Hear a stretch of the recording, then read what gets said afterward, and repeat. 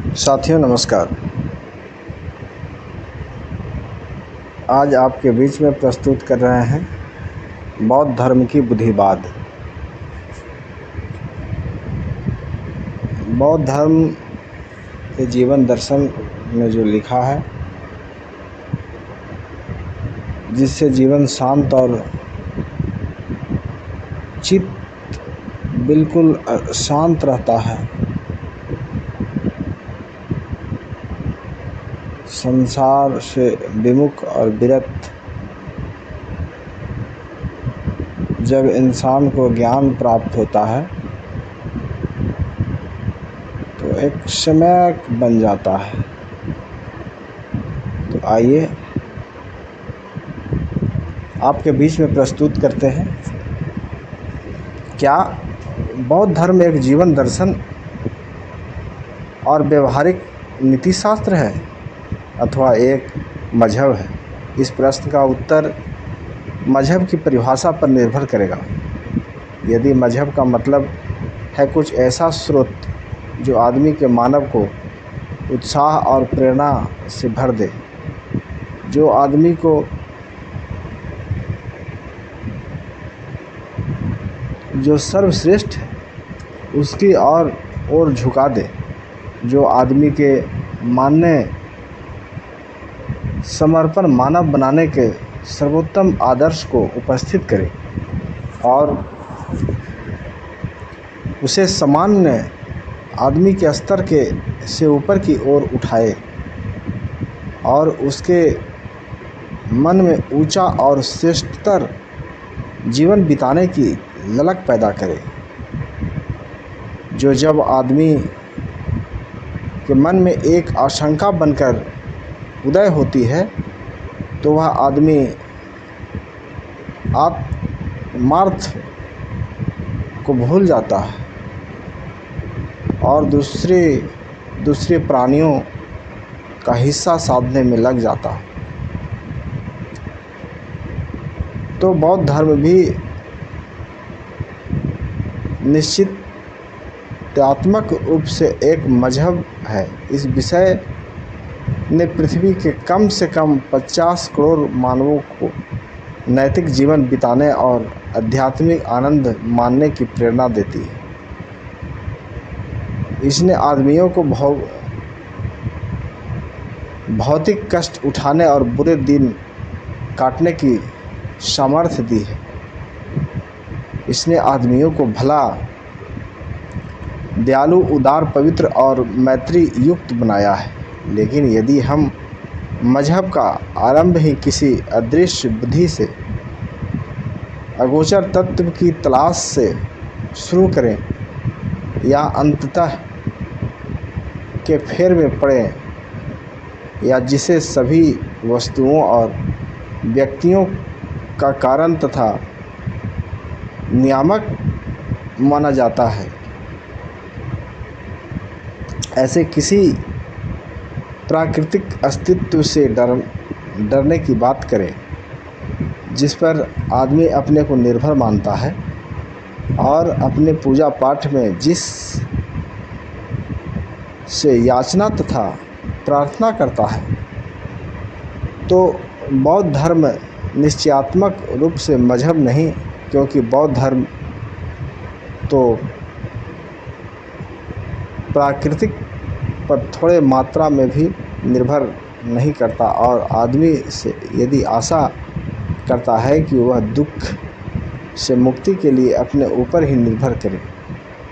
बौद्ध धर्म की जो बात सबसे अधिक हमारा ध्यान आकर्षित करती है वह यह है कि यह अज्ञात को लेकर जितनी भी मान्यताएं हैं उन सभी की उपेक्षा करता है और जो दैनंदिन की घटनाएं हैं उन्हीं को विचारणीय ठहराता है। एक बार तथागत ने एक ब्राह्मण को कहा था, हे ब्राह्मण, बहुत से श्रमण ब्राह्मण हैं जो दिन को रात कहते हैं और रात को दिन कहते हैं, लेकिन हे ब्राह्मण, मैं दिन को ही दिन कहता हूँ और रात को ही रात कहता हूँ। एक दूसरे ब्राह्मण को उन्होंने स्पष्टता तथागत सभी मान्यताओं से ऊपर है। बौद्ध धर्म का क ख ग किसी प्राकृतिक से संबंध में कोई मान्यता या विश्वास नहीं है, लेकिन यह जो दुख और कष्ट का होना है वह है दुख और कष्ट भी केवल गरीब और दरिद्र लोगों का नहीं, बल्कि उनका भी जो ऐशो आराम से पड़े रहते हैं। बौद्ध धर्म का आदर्श न स्वर्ग है और न किसी परमात्मा या ब्रह्म में लीन होना है। उसका आदर्श है आदमी के लिए अपने मानसिक तथा नैतिक जीवन को लेकर आत्म संयम और आत्म विकास के माध्यम से एक आश्रय स्थान का निर्माण कर लेना। बौद्ध को संसार की प्रकृति की उतनी चिंता नहीं जितनी उसके व्यवहारिक पक्ष की।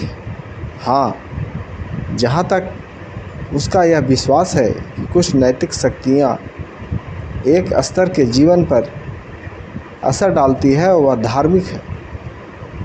यदि वह किसी ब्रह्म प्राकृतिक शक्ति में विश्वास नहीं करता तो भी वह धर्मकाय में तो विश्वास करता है।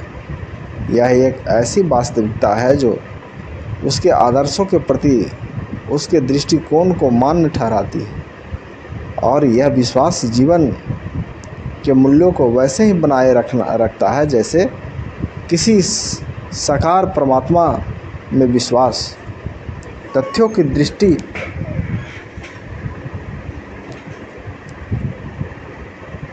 को दृढ़ चट्टान पर खड़े होकर तथाकथित इल्हामी धर्मों की तरह बौद्ध धर्म ने कभी भी इस बात से इनकार नहीं किया कि बुद्ध ही सत्य या सत्य का अंतिम निर्णायक है। भगवान बुद्ध जब विचरते कलामा क्षत्रियों के गांव में पहुँचे तो वे बोले, भगवान, कुछ श्रवण ब्राह्मण हमारे गांव में आते हैं और अपने अपने मत की स्थापना करते हैं। हर कोई आग्रहपूर्वक कहता है कि उसका जो मत है वही अंतिम सत्य है, शेष सभी कुछ मिथ्या है। भगवान, इस कारण हमारे मन में संदेह उत्पन्न हो गए हैं और हम यह नहीं जानते कि हम इस मत को अंगीकार करें। तथागत का समाधान था, कमालो, संदेह का उत्पन्न होना स्वाभाविक है, किंतु पुराने समय से चली आ रही होने के कारण ही किसी बात में विश्वास मत करो। किसी बात को इसलिए भी स्वीकार मत करो कि उसे बहुसंख्य लोग मानते हैं। किसी बात को इसलिए भी मत स्वीकार करो कि वह किसी धर्म ग्रंथ में लिखी। किसी बात को इसलिए भी स्वीकार न करो कि वह असाधारण प्रतीत हो, बल्कि उसे अपनी बुद्धि की कसौटी पर कसो, और जब ऐसा लगे कि वह तुम्हारे लिए और सभी के लिए हितकर है तो उसे स्वीकार करो और अपने जीवन में उतारो। इस प्रकार बौद्ध धर्म किसी भी बात को बिना छानबीन किए स्वीकार करने के लिए नहीं कहता। यह नहीं कहता कि किसी बात के समझ में आने के लिए उसमें विश्वास करो। यह किसी भी प्रश्न को लेकर ऐसा नहीं कहता कि यह विश्वसनीय है, क्योंकि इतनी बेहुदा है, यह सत्य है क्यों कि यह इतनी अधिक असंभव है। कभी कभी यह कहा जाता है कि जीवन में तर्क की अपेक्षा विश्वास अधिक फलदायक होता है। यदि हम एक बार विश्वास करने की सार्थकता को स्वीकार करें तो हमें अविश्वास करने की सार्थकता को भी स्वीकार करना चाहिए। और यह विश्वास करने की चेतना अंततः है क्या जिस बात को तुम जानते हो कि अनहोनी है उसे सत्य मानना अपने आप को इतना मतिभ्रष्ट और सम्मोहित कर लेना कि जो बात स्पष्ट रूप से गलत है उसे सही स्वीकार कर लेना। यही विश्वास करने की चेतना पहले से अलग है उसे सही स्वीकार कर लेना। यह विश्वास करने की चेतना पहले अपने आप को धोखा देने और बाद में दूसरों को धोखा देने के अतिरिक्त और कुछ नहीं है। यह ढोंग के लिए केवल एक श्रुति मधुर शब्द है जो किसी संप्रदाय विशेष या किसी ईसाई अनुयायी के हित में हो सकता है, किंतु वास्तविक धर्म या सत्यावेशी के हित में नहीं है। यह कल्पना मात्र के लिए आनंद प्रदत्त हो सकता है, किंतु यह न हो तो अस्थायी सुख दे सकता है और न अंधकार से संघर्ष करने की सार्थक सामर्थ्य। यदि धर्म एक मान्यता मात्र न होकर एक ज्ञान है,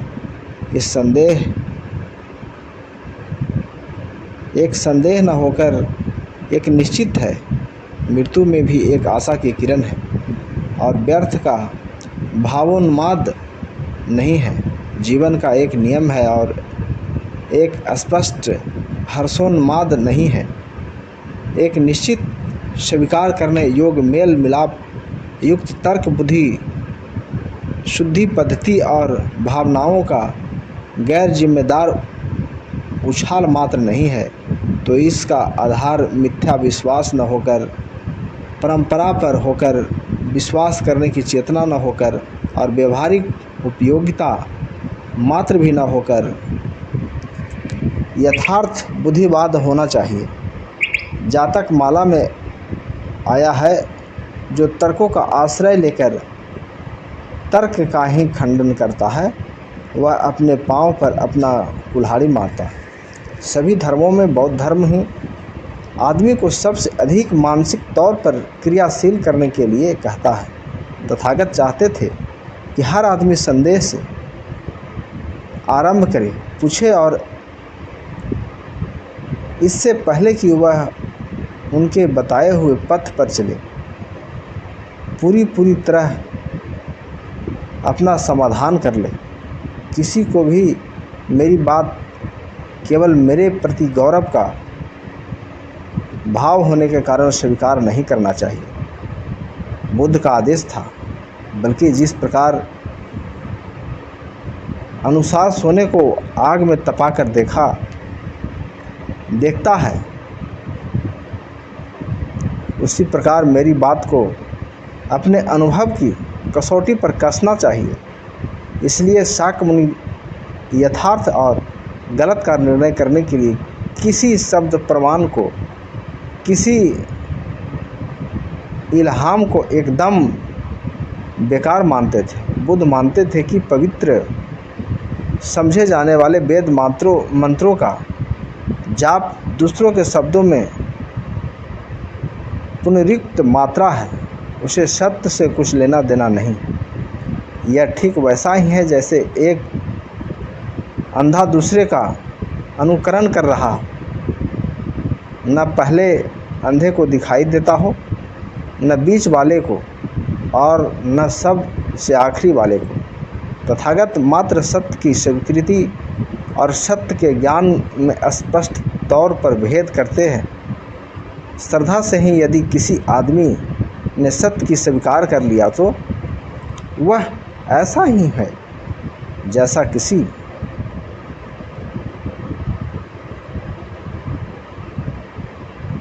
चम्मच में शहद। वह चम्मच उस शहद की मिठास से सर्वथा अपरिचित हो।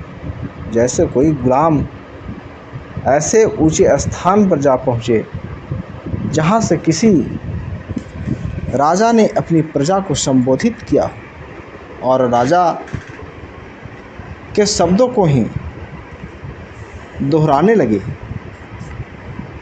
तो इससे वह राजा नहीं हो जाता।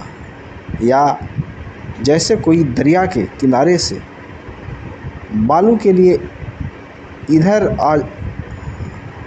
आ जाओ तो इस से दरिया का दूसरा किनारा इधर नहीं आ सकता। इसी प्रकार किसी दूसरे की बात को प्रमाण मानकर किसी मत को स्वीकार करने मात्र से आदमी का बोध प्राप्त नहीं हो सकता, उसे वह ज्ञान प्राप्त नहीं हो सकता जो उसके दुखों का अंत कर सके। बोधिसत्व भूमि का कथन है कि आदमी को किसी दूसरे के मत पर निर्भर नहीं होना चाहिए। उसे यह नहीं कहना चाहिए कि यह किसी स्थविर का मत है या बुद्ध का ही मत है या संघ का मत है। उसे सत्य का ही आश्रय ग्रहण करना चाहिए। उसे सर्वथा स्वतंत्र होना चाहिए। इसी परंपरा के सामने सिर झुकाने का किसी अधिकार वाणी से अंधे अनुकरण का वास्तविक मूल्य कुछ भी नहीं। ज्ञान प्राप्ति के लिए शिक्षा आवश्यक है, किंतु यह शिक्षा आत्म अनुभव द्वारा समर्थित होनी चाहिए। सत्य के ज्ञान के दो पहलू होते हैं, एक भीतर दूसरा बाहर। इसलिए उसके दो मापदंड हैं। पहली बात तो यह है कि सत्य बोध ऐसे ही नहीं होता। राग द्वेष से मुक्त पुरुष ही सत्य का समय प्राप्त कर सकता है। दूसरे सत्य सतह पर ही उपलब्ध होती है। इसके लिए गहराई में जाना पड़ता है। सत्य के ज्ञान मात्र से भी श्रेष्ठतर बात है सत्य का व्यवहारिक साक्षात्कार। इसके लिए योग्य अभ्यास चाहिए और चाहिए आदमी के मानसिक तथा नैतिक बल का विकास। बोधि प्राप्त तभी होती है जब आदमी चिंतन करता है, खोज करता है, ध्यान लगाता है और साथ साथ सभी प्राणियों के प्रति मैत्री भावना युक्त नैतिक जीवन बिताता है। जिन किन्हीं बातों को भी बौद्ध धर्म में स्वीकार करने के लिए कहा गया है वे सभी ज्ञान की उपज है। यह धर्म बुद्धिवादी मानवीय मस्तिष्क पर ऐसे प्रश्नों को झुकाने का प्रयास करने का बोध नहीं डालता जो झुकाए ही नहीं जा सकते। क्या विश्व अनादि है अथवा क्या विश्व अनादि नहीं है? क्या विश्व ससीम है अथवा क्या विश्व असीम है? इन प्रश्नों का बौद्ध दृष्टि में कोई मूल्य ही नहीं। ये जिज्ञासाएं तथागत ने पोटपाद सूत्र में स्पष्ट किया। वस्तुओं के यथार्थ स्वरूप से किसी भी तरह संबंधित नहीं है। जिस वास्तविकताओं से हम सुपरिचित हैं उससे भी संबंधित नहीं है। ये जीवन के नियमों से भी संबंधित नहीं। इनसे सदाचरण में भी मदद नहीं मिलती। ये कामुकता के से छुटकारे की ओर भी नहीं ले जा सकती। ये सम्यक प्रकाश में भी सहायक नहीं होती। ये अंतर्दृष्टि अथवा भीतरी शांति की प्राप्ति में भी सहायक नहीं होती।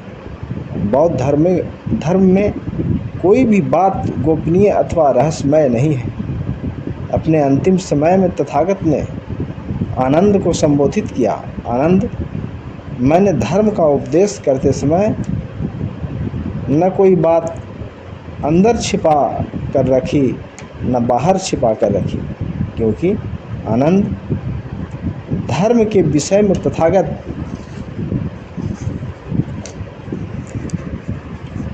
की कोई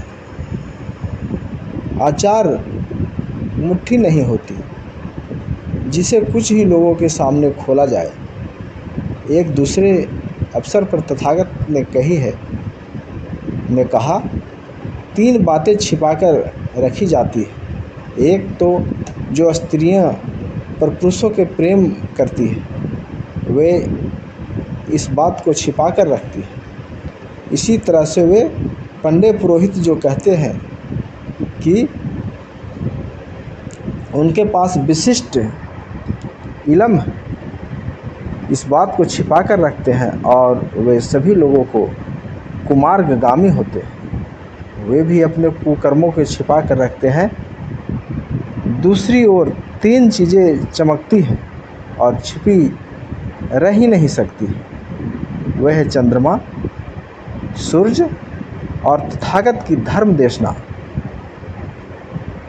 उनको लेकर कोई लुकाव छिपाव की बात नहीं हो सकती थी। इस तरह का उल्लेख स्पष्ट तौर पर इस बात का खंडन करता है जो बहुधा दोहराई जा सकती है कि तथागत बुद्ध ने अपने जीवन काल में अपने कुछ विशेष शिष्यों को रहस्यपूर्ण बातें बताई या कुछ ऐसे रहस्यपूर्ण सिद्धांत का भी उपदेश दिया था जो आचार्य परंपरा से कुछ भी खास लोगों को प्राप्त होता है और दूसरे सामान्य लोग उस वंचित रह सकते हैं। और इसके लिए भी तनिक भी गुंजाइश नहीं कि बुद्ध धर्म की गिनती अन्य पूर्वात्व रहस्यमयी मान्यताओं में भी की जाए। बौद्ध धर्म तो धर्म और दर्शन दोनों क्षेत्र में रहस्यवाद का पूर्ण विरोधी है।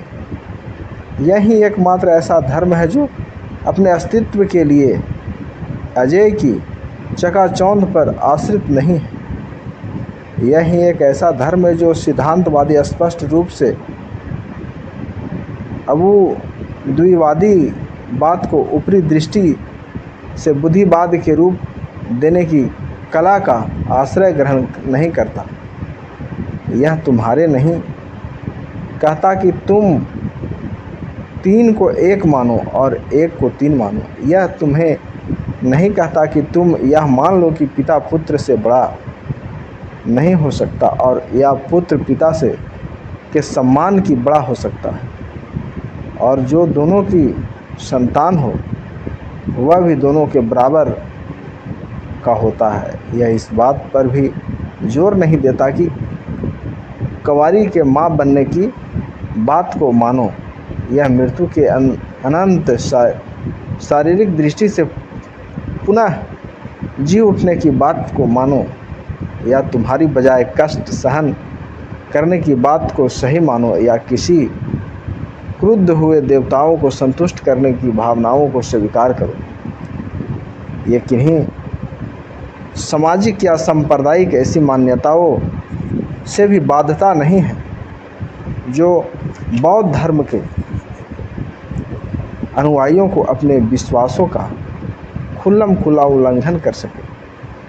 यही एकमात्र ऐसा धर्म है जिसके प्रयोगों को किए बिना भी विज्ञान के आविष्कारों अथवा वैज्ञानिक पद्धति का विरोध नहीं किया जैसा अन्य धर्मों में हुआ। बौद्ध धर्म कभी भी विज्ञान के विरुद्ध जाएगा ही नहीं। इन दोनों में कभी भी तलाक नहीं होगा।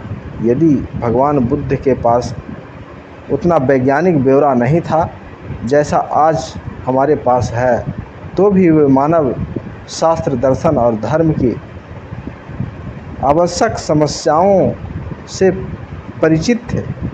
उन्होंने धर्म की समस्याओं के सही समाधान की रूपरेखा को जान लिया था।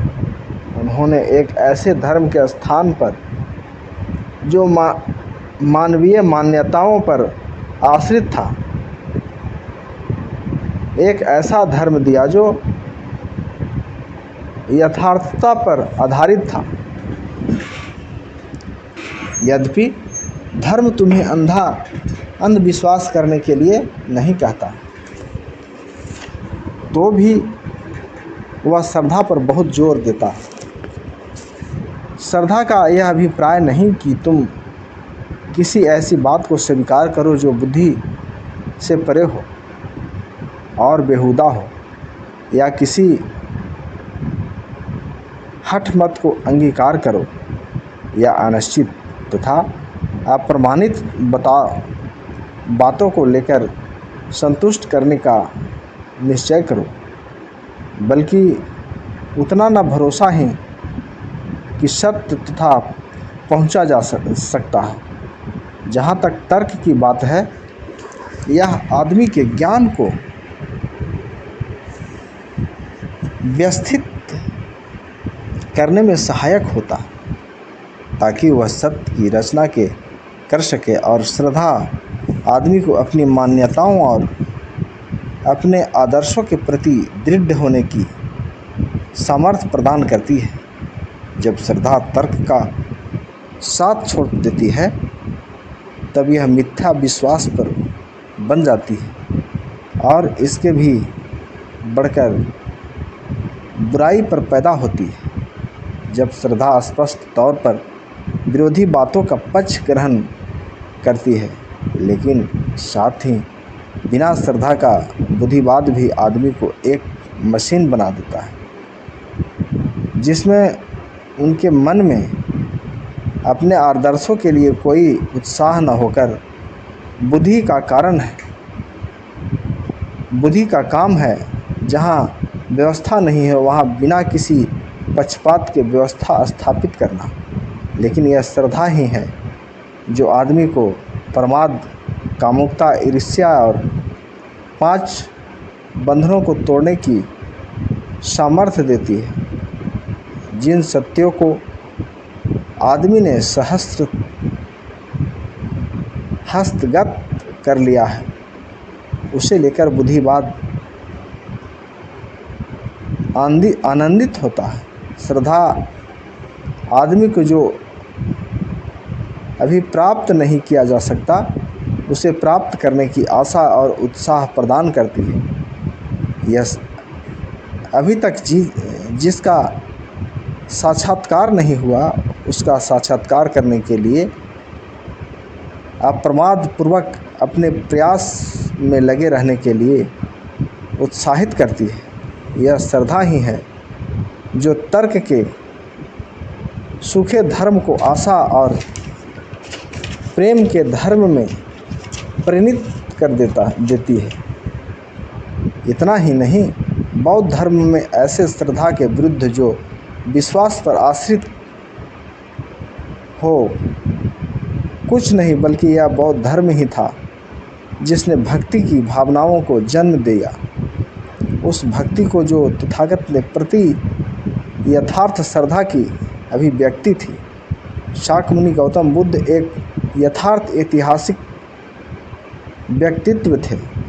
पूरा बुद्ध काल में किसी भी धर्म परंपरा के पास इस जैसी कोई चीज़ नहीं थी। रामायण महाभारत के काल से पहले शायद ही कहीं भक्ति शब्द का प्रयोग हुआ हो। बाद के एक उपनिषद में भक्ति शब्द का प्रयोग हुआ है, लेकिन वहाँ भक्ति श्रद्धा या प्रेम का, भावना का परिचायक नहीं है, लेकिन यह किसी डरावने देव के प्रति भय की भावना का द्योतक है। दूसरे उपनिषदों में भी ऐसे ही कुछ है। भक्ति शब्द का प्रथम उपयोग 4वीं शताब्दी के बौद्ध ग्रंथों में हुआ है। मंजिम निकाय में एक जगह एक बुद्ध वचन आया है कि जिन्होंने मार्ग फल प्राप्त नहीं किया है, उसके मन में भी यदि मेरे प्रति यथार्थ श्रद्धा और प्रेम की भावना होगी, तो वो भी अपने परमार्थ को प्राप्त कर सकेंगे। बिंबिसार की भाव्यार्थ वैदेही को श्रद्धा संपन्न होने से संतावना मिली थी। भगवान बुद्ध के प्रति श्रद्धा होने के ही कारण जापानी बौद्ध भविष्य में मुक्त होने के लिए पूरी तरह अमित बुद्ध को शरण ग्रहण करता है। वह कर्म कांड की उपेक्षा करता है, लेकिन धार्मिक जीवन के नियमों का पालन करता है। विश्वास और भरोसे के अर्थ में जो श्रद्धा है, उसी से आदमी के उन सभी कुशल कर्मों को प्रेरणा मिलती है जिससे आदर्श की प्राप्ति होती है। लोग सोचते हैं कि पुस्तकों और ग्रंथों से ही बौद्ध धर्म ग्रहण किया जा सकता है। इसमें संदेह नहीं कि दुनिया भर में बौद्ध ग्रंथ हैं जो त्रिपिटक कहलाते हैं। ये सूत्र विनय और अभिधर्म में विभक्त है। सूत्र त्रिपिटक में भगवान बुद्ध की श्रोताओं से बातचीत का वर्णन है। दूसरे में बौद्ध भिक्षुओं के लिए बनाए गए नियम उपनियम है और अंतिम में दार्शनिक तत्व चिंतन है। लेकिन आरंभिक समय से ही भिक्षु संघ में भिन्न भिन्न मतों के लोग रहे हैं। 4 निकाय और 18 संप्रदाय रहे। चारों निकायों के अनुसार अनुयायियों को परस्पर भी मतभेद रहा है और दूसरों से तो रहा ही है। एक आचार्य परंपरा है।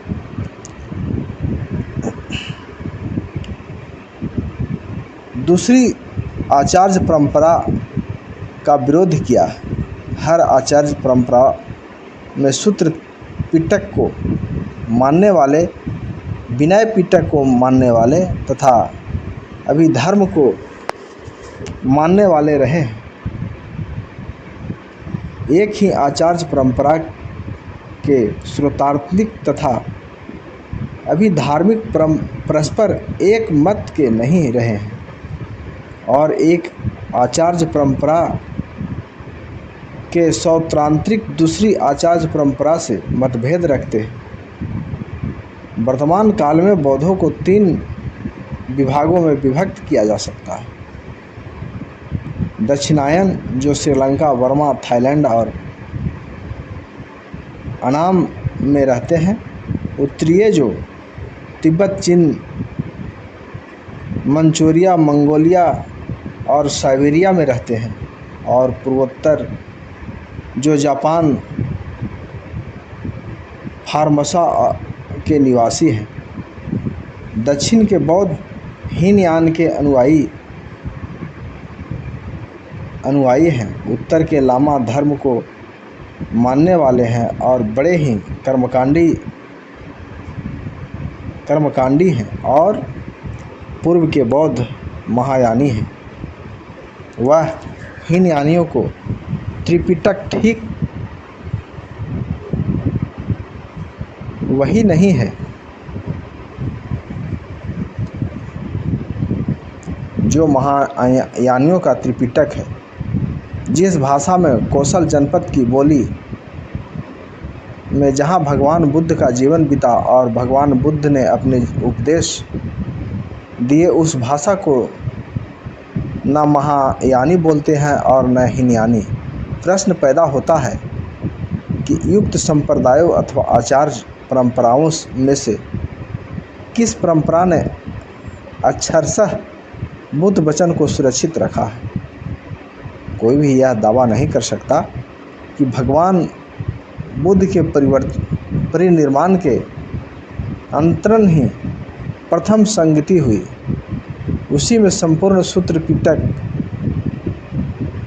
का संपादन हो गया था। अनेक ऐसे बातें हैं जो त्रिपिटक की क्रमशः रचना की और अंगुली निर्देश करती है। चाहे वह पालिका त्रिपिटक हो, चाहे वह चीनी का त्रिपिटक हो। हमारे पास यह मानने का भी कोई पर्याप्त कारण नहीं है कि पालिका त्रिपिटक ही मूल वास्तविक त्रिपिटक है। चीनी त्रिपिटक को केवल लेकर जो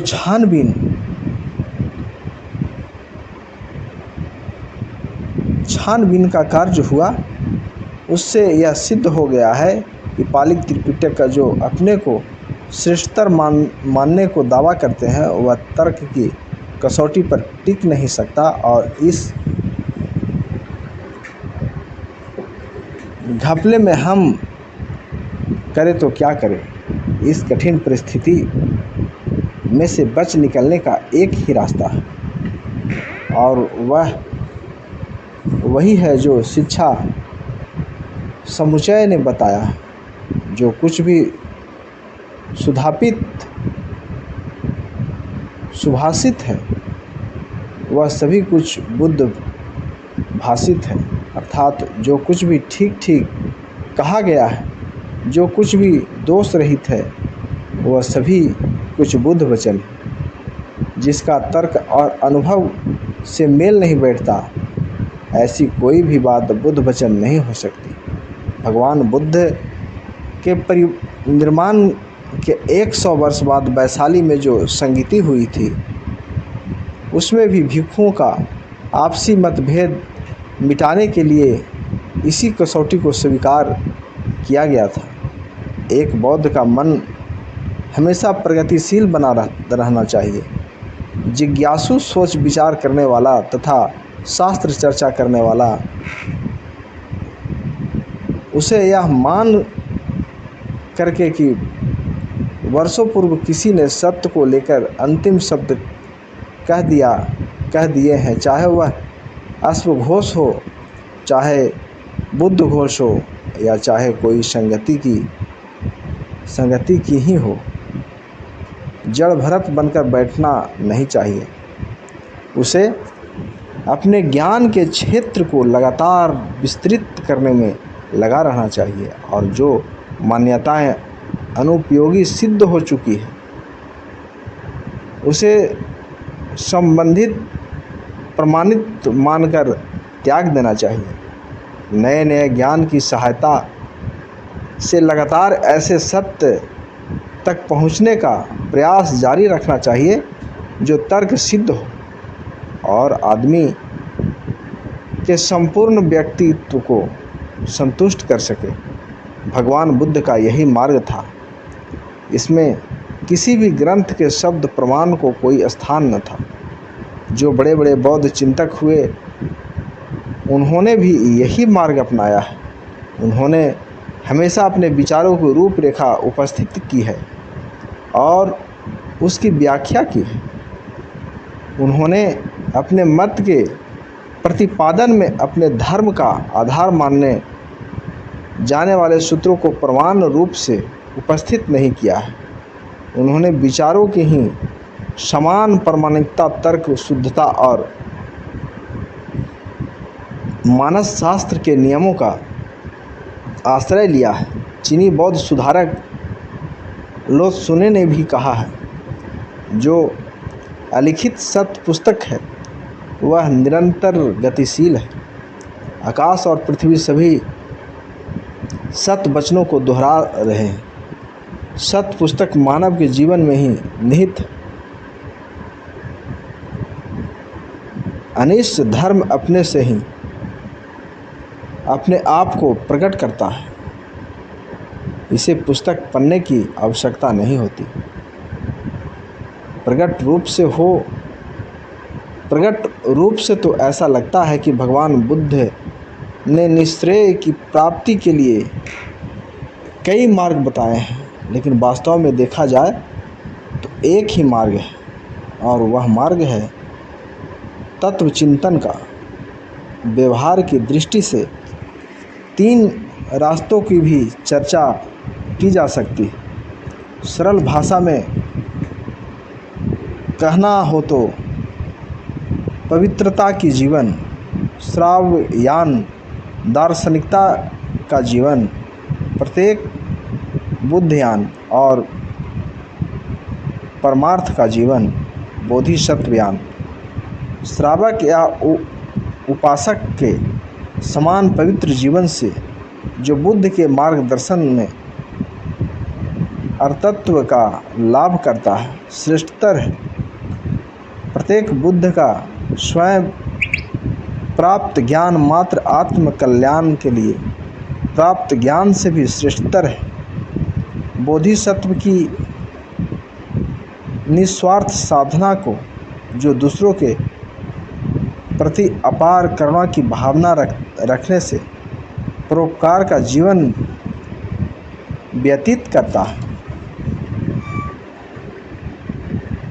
और व्यक्तित्व मोक्ष अथवा निर्माण प्राप्त करने की ओर से भी लापरवाह रहता है, जिसमें इन तीनों समावेश हो जाता है, ऐसे उच्चतम एकत्व सम्यक संबुद्ध का शाक्य मुनि गौतम बुद्ध ने निर्वाण में प्रवेश किया और इस प्रकार वे जगत गुरु और समस्त लोक के उद्धारक हो गए। इस तथाकथित तीनों यानों का भावार्थ इसी दृष्टि से हृदयंगम करना चाहिए। यह सधर्म पुंडरीक में आए इस एक दृष्टांत में सभी स्पष्ट है। एक आदमी का घर जल रहा है, उसके अबोध बच्चों को इसका पता नहीं, वे घर के अंदर खेल रहे हैं। वह अपने बच्चों को खिलौने देने का वचन देता है और इस तरह किसी प्रकार उसको बाहर सुरक्षित निकाल लेता है। इस दृष्टांत से में तथागत ही वह पिता है। वे अपने बच्चों को संसार की जलती हुई आग से घिरा हुआ देखते हैं। वे उन्हें उस जलते हुए घर से बाहर निकालने के लिए नाना उपायों का प्रयोग करते हैं और उन्हें निर्वाण की सुरक्षित भूमि पर ला खड़ा करते हैं। यह भिन्न भिन्न यान इस बात को प्रमाणित करते हैं कि बुद्ध धर्म सभी के लिए, अधिक से अधिक बुद्धिमान आदमी के लिए भी और साधारण समझ के इंसान के लिए भी, प्रथम कोटि के प्रतिभाव संपन्न व्यक्तियों के लिए प्रज्ञा का धर्म है, दूसरी कोटि के लिए भानुकता का बौद्ध धर्म। समान जनों में प्रचलित बौद्ध धर्म में कुछ ऐसी बातें हैं जिसका बुद्धिवादी बौद्ध धर्म से ठीक ठीक तालमेल नहीं बैठता। उदाहरण के लिए शाक्य मुनि गौतम बुद्ध के शरीर के धातुओं और उन मूर्तियों की भी जाने वाली पूजा और अभी ताप बुद्ध के नाम पर जाप, यह नहीं भूलना चाहिए कि सर्व सामान्य जन जिस धर्म को अपना कहने की बात कहते हैं, उस धर्म का उनका अपना आचरण उस धर्म की नहीं तस्वीर नहीं होता। प्रत्येक बौद्ध के लिए धर्मकाय में आस्था बनाए रखना ही उसके जीवन का मूलाधार है।